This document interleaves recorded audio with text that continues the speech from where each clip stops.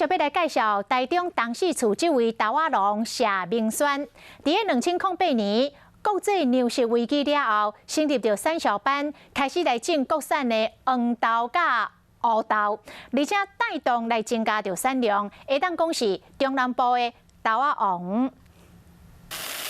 国内写类作物黄豆、麦仔和番麦有90%以上拢是进口。伫咧2008年出现国际粮食危机，复兴运动开始兴起来。当四处专门种黄豆、乌豆的农民谢明轩，伊前后种黄豆99%都靠进口，现在负重起来，增加到我们的内需的3%了。其实早期国产黄豆、乌豆非常多，不过因为规个发展政策的改变，大家拢真爱买进口的物件，种黄豆、乌豆的人变少，技术嘛失传。时代的演进哦，到民国60几年，我们的经济起飞都是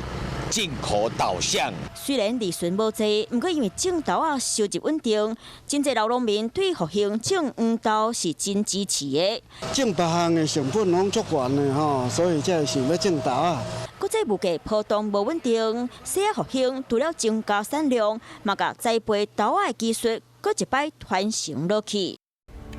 我是陈雅玲，想要跟我一起从零掌握天下事吗？赶紧按下华视新闻 YouTube 频道的订阅按钮，开启小铃铛，跟我一起探讨公共议题，给您最专业的华视新闻。